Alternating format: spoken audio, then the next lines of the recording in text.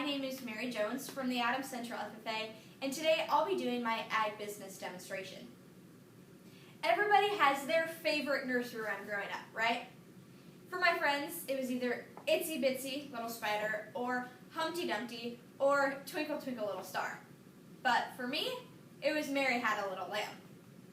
And if I'm being honest, most of it was just because I was the cool kid who had a whole nursery rhyme named after her, right?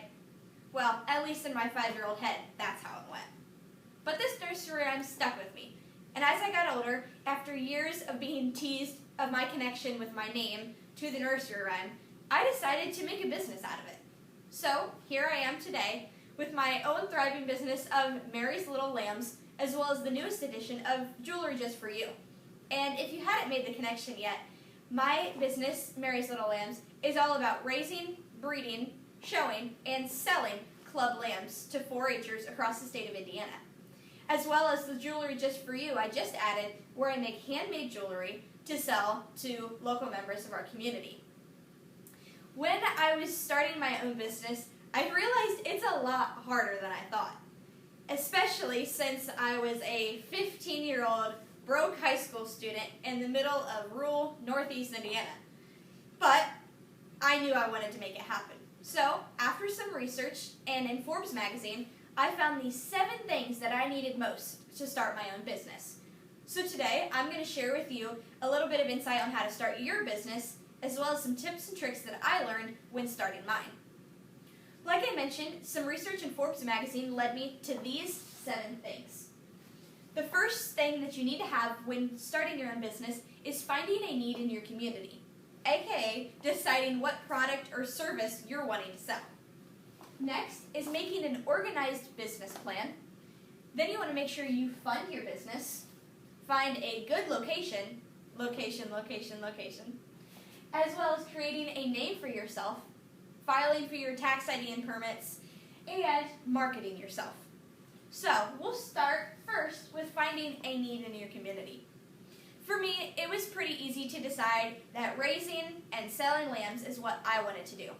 After years of being involved in 4-H, I decided to take this project all on my own to raise my own lambs and then sell them to other 4-H'ers. So when I was discovering a need in my community, I realized that there's only 40 club lamb breeders in the state of Indiana, and there's only one more of them that's in my tri-county area. So I knew I'd be able to sell to the 4-H'ers in my county, as well as some of the surrounding ones. I didn't have much competition in the area. So I was able to send out, which you have a binder here, so I will show you each of these individual papers.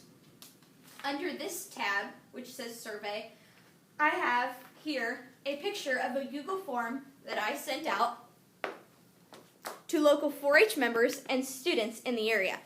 For example, one of the questions on them was what incentives would help you make your decision to on what lamb you'd like to purchase and where it would be from.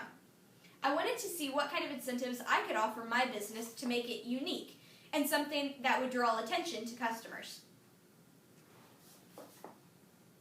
When creating a need or finding a need in your community, you need to make sure that your service or project is something that's easy to create, something that's realistic for you to be able to achieve, as well as making sure you have a passion and an interest for it. Starting a business takes a lot of time and a lot of hard work. Those late nights, early mornings, and long hours spent planning. If you need to start this business, you want to make sure you have a passion and an interest in that project, because it would be really easy to give up on it. Next is making a business plan. And as fun as this sounds, it's actually super important to starting your own business. So, underneath this tab labeled Business Plan, this is a copy of the business plan I created. For example, this larger portion is the background information that I included. It has how I got started into the 4-H Lambs project, as well as why I'm taking an interest in creating my business there. I also included a product description of the lambs that I had and what I was hoping to sell, some of my marketing strategies that I wanted to achieve, as well as assessing the competition in my area, and how I wanted to handle the finances once I got my business started. I also included SMART goals. So, underneath this tab in the binder, I used the SMART goal template to create different sections of one larger goal that I wanted to achieve with my business, which was to make a profitable business that would sell 4-H lambs to locals in my area and across the state of Indiana. For example, the measurable portion of my SMART goal was that I wanted to own 10 ewes in 5 years, which meant I had to purchase 2 lambs a year to reach that goal. Outside of just the measurable portion, you want to make sure that each of your goals is specific, measurable for the M, attainable, relevant, and timely. Timely goes along with our next topic, creating a timeline for yourself. You want to set each of these goals, and you want to make sure you set a time for when you want to achieve that milestone. It may be hard to keep on track, so maybe having a friend keep you accountable for each of those portions may help too. And last but not least is organizing your business plan. I felt it was easiest for me to keep it written down and in a binder like this. For you, it may just be a bullet-pointed list, and like I mentioned, you have a friend keep you accountable for each of those different goals that you have. Next is getting funding for your business.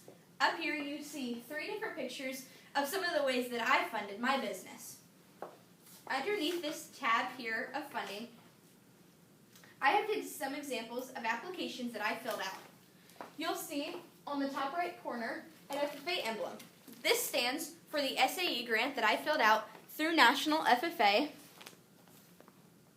where I was able to get $1,000 to go towards expanding my flock. I was able to use that $1,000 in specific to purchase a purebred Dorset ram, in addition to the ewe that I bought through the Continental Dorset Club, which is on the top left. I was able to be underneath the qualifications that I could purchase a purebred Dorset ewe through the club and use that with my Dorset ram to expand the flock, which then in turn I used the USDA farm loan that I filled out. This is an example of the application to get up to $5,000 for the upkeep of my business, which I used to repair electrical in the trailer, build some more pens for the growing lambs, as well as just some updates in the barn. Next is location. And as I said earlier, people always say that it's about location, location, location. So obviously it must be pretty important. You can see here this picture of our farm, that not only is it easy for my customers to access through the drive that's close to the road with a large sign that points out my business here, but it also is accessible for the customers to visit, but it also has all of the utilities and supplies that I need, such as running water and electricity. For some people, they may be searching for a storefront, and if that's what matches your business, you're going to want to make sure you have things like this that you'll need. Next is naming your business. And while this may seem irrelevant in the larger scheme of things, this is actually a really big deal. So, if you can see on the PowerPoint here, my business, Mary's Little Lambs, with the tag, Jewelry Just For You. When naming your business, it's got to be something that's catchy, that people will remember when they think of what service they need. So mine, with the connection to the nursery rhyme, anytime they hear either my business or the nursery rhyme, they think of the other.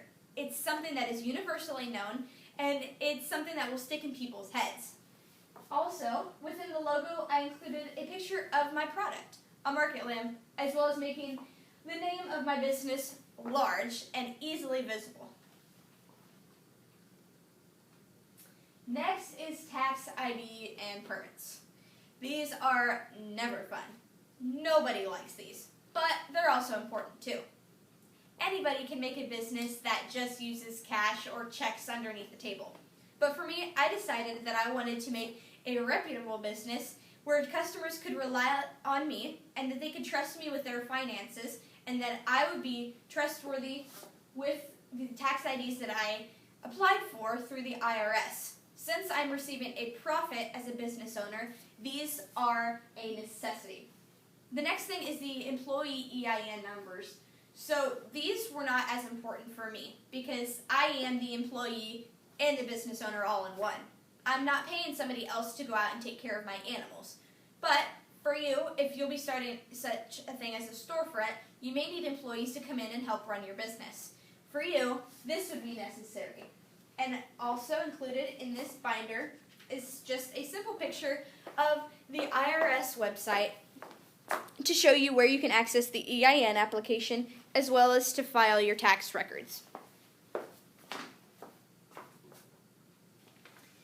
And last but not least is my personal favorite, marketing your business.